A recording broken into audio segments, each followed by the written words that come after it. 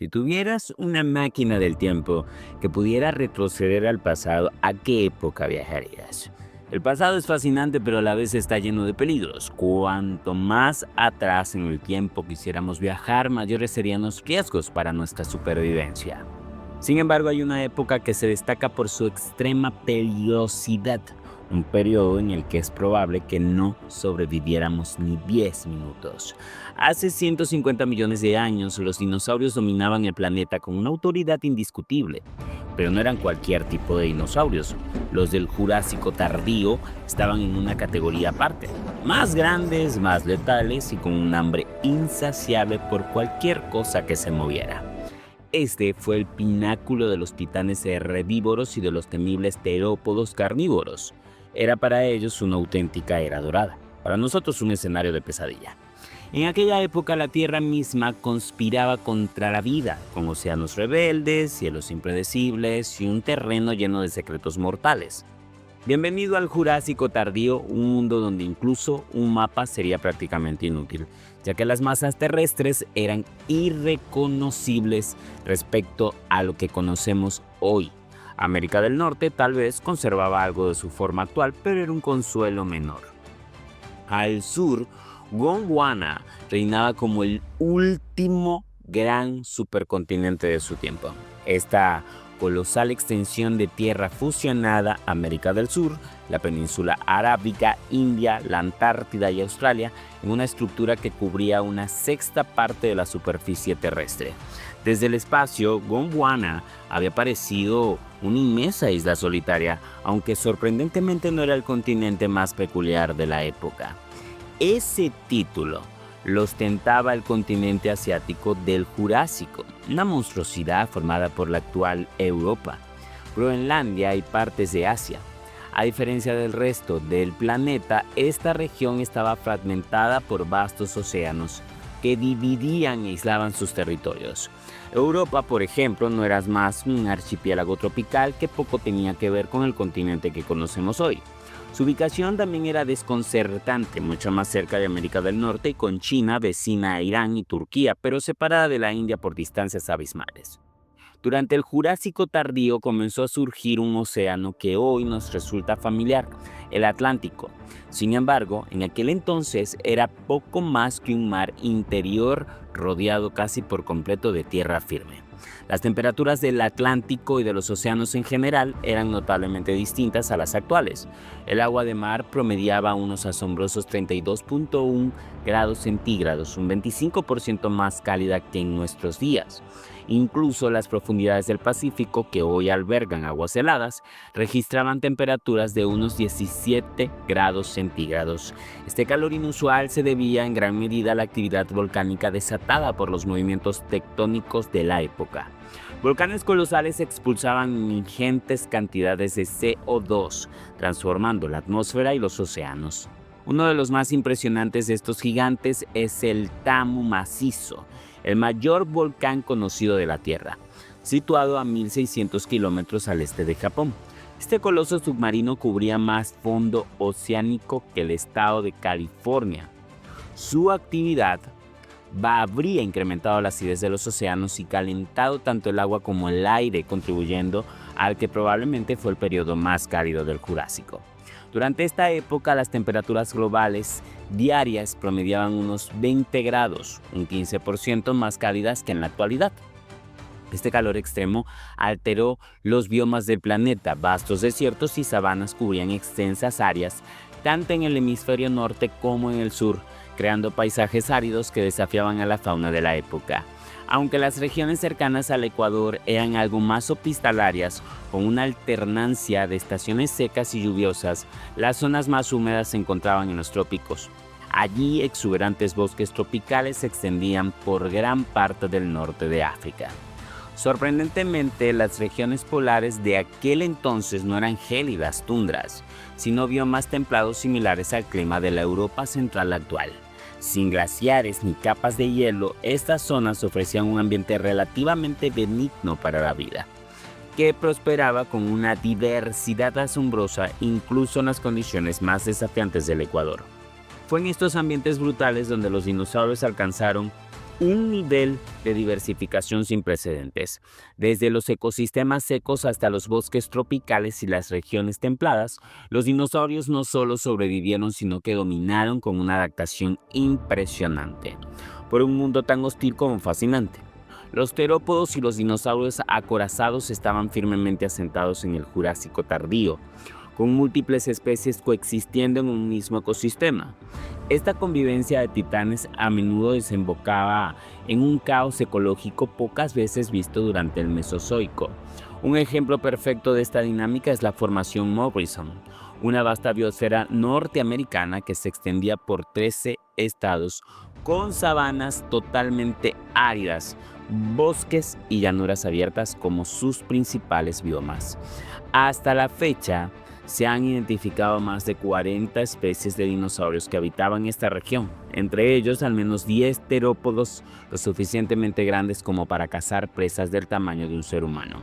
A diferencia del Cretácico, donde los tiranosaurios dominarían como los depredadores definitivos, en Morrison los reyes de la caza eran los alosáuridos, y entre ellos el Allosaurus era el protagonista indiscutible.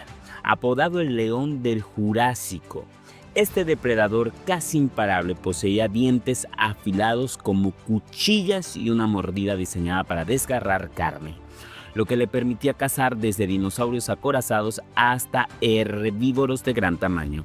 Algunos estudios sugieren incluso que el Allosaurus podía cazar en manada, lo que multiplicaba su efectividad. En cualquier caso, dominaban el paisaje como pocos y representaban el 75% de los carnívoros de la región.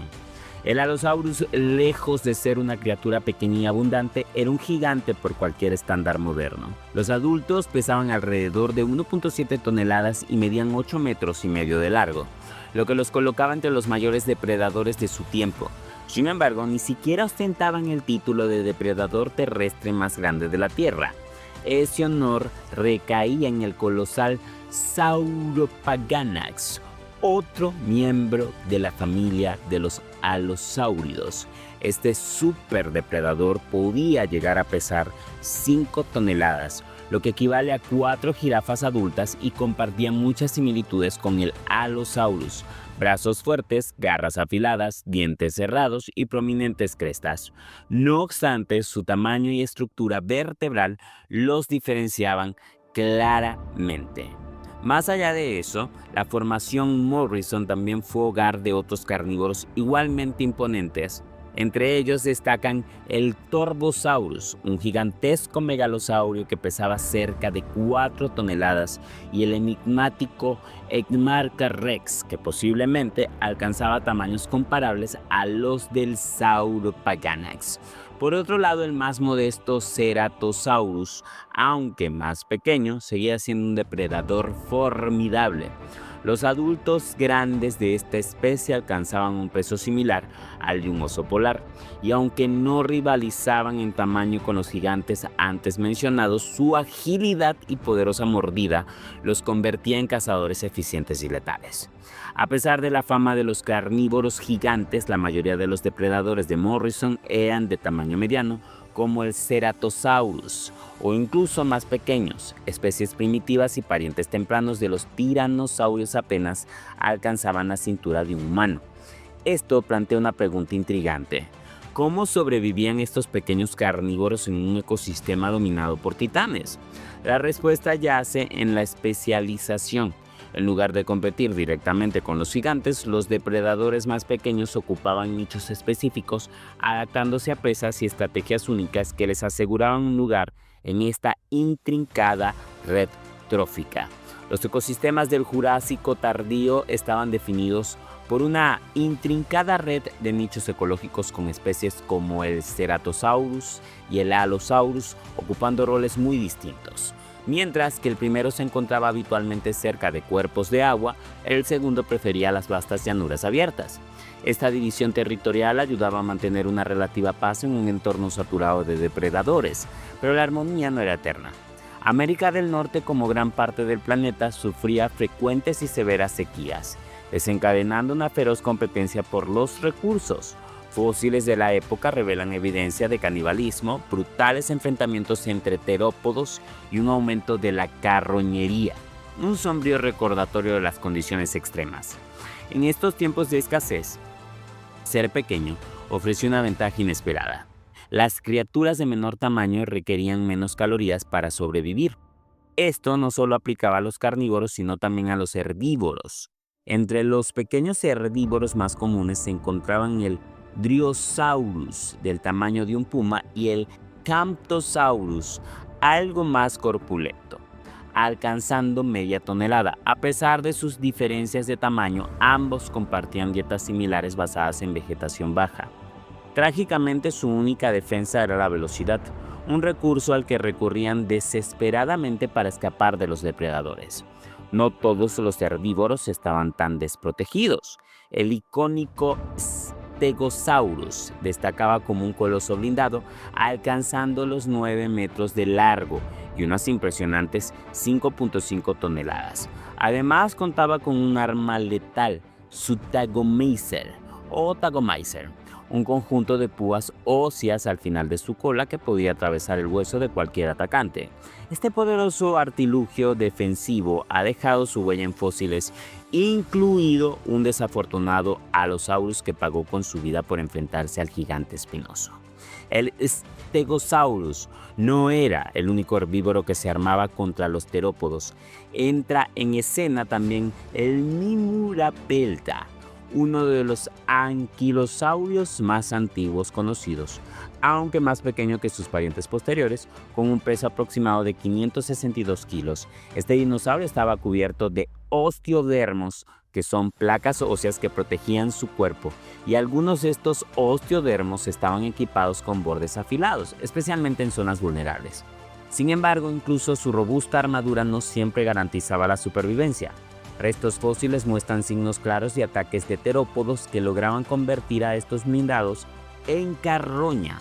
Otros herbívoros blindados, como el Gargoyleosaurus y el Stegosaurus armatus, compartían un destino similar en la feroz lucha por la supervivencia. Pero los verdaderos gigantes del Jurásico tardío eran los saurópodos, los herbívoros más abundantes y dominantes de la época. Este periodo marcó una auténtica era dorada. Para ellos, con el Camarasaurus encabezando la lista como el animal más común del hemisferio occidental, sin embargo no estaba solo. Otras familias como los diplodócidos y los macronarios también prosperaban. Algunos nombres icónicos de este grupo incluyen el Brachiosaurus, el Supersaurus, el Barosaurus, el Apatosaurus y el célebre Brontosaurus. En términos de tamaño, ningún saurópodo era pequeño. Los más pequeños alcanzaban las 13 toneladas, mientras que los más masivos rodaban los 70, o mejor dicho, rondaban las 70 toneladas. Este increíble grupo de herbívoros definía los ecosistemas de Morrison, pero lo sorprendente es que no eran exclusivos de esta región. Muchas de las mismas especies coexistían en otras partes del mundo, lo que demuestra que hace 150 millones de años, los dinosaurios realmente dominaban el planeta como un fenómeno global. Si huías de los depredadores de Morrison, como el Allosaurus o el Ceratosaurus, podrías encontrarte con sus equivalentes en cualquier rincón de la Tierra. Las tendencias observadas en la formación Morrison encuentran paralelismos en ecosistemas de todo el mundo. Por ejemplo, en Tanzania los fósiles revelan la existencia de una criatura apodada la jirafa titánica que desempeñaba un papel ecológico muy parecido al del Brachiosaurus.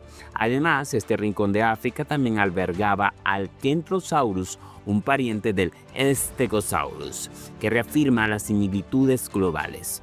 El Jurásico tardío también fue el hogar de una impresionante variedad de criaturas no dinosaurias, como formas primitivas de cocodrilos. Estas criaturas adaptadas a diferentes hábitats incluían desde pequeños depredadores semiacuáticos que cazaban peces y anfibios hasta especies completamente terrestres con un aire más aterrador. Entre ellas destaca el peculiar Badasaurus herzogi, un reptil de largas extremidades delgadas que le otorgaban una apariencia inquietante. Afortunadamente, Badasaurus herzogi era diminuto y rara vez alcanzaba un tamaño amenazante. Los pequeños cocodrilos terrestres del Jurásico tardío sobrevivían alimentándose de insectos y presas diminutas. Esta modesta estatura no era casualidad. Vivir bajo la sombra de dinosaurios colosales limitaba su crecimiento, pero no solo los cocodrilos enfrentaban este desafío. Otro grupo notable que también compartía esta lucha era el de nuestros propios ancestros, los primeros mamíferos. Hace más de 100 millones de años, los mamíferos ya demostraban su adaptabilidad con diversas formas de vida, como planeadores, semiacuáticos y terrestres, aunque compartían un tamaño pequeño. Mientras tanto, los pterosaurios dominaban los cielos con éxito global, destacando gigantescos pterosaurios. En paralelo aparecían los primeros dinosaurios parecidos a aves como el Archaeopteryx, un cazador de insectos y reptiles que marcó un hito en la evolución de las aves modernas. Los océanos eran hogar de depredadores formidables como Plesiosaurus, pliosaurios y cocodrilos Machimosaurus, por su tamaño colosal. Además, los ichthyosaurios, aunque más pequeños que en el pasado, seguían siendo diversos y ocupaban importantes nichos marinos, configurando un mundo donde la supervivencia dependía de la fuerza y la adaptación en todos los entornos. Y hasta aquí nuestro viaje al Jurásico tardío, un mundo tan fascinante como letal, donde los dinosaurios gobernaban con supremacía y cada rincón del planeta ofrecía desafíos insuperables para cualquier viajero del mundo. ¿Te atreverías a dar un paso en este mundo lleno de gigantes y depredadores feroces o preferirías una época más segura para explorar? Déjamelo saber en los comentarios y comparte este video con quienes también sueñan con viajar al pasado. No olvides darle like, suscribirte y activar la campanita para más aventuras en el tiempo y el espacio. Hasta la próxima.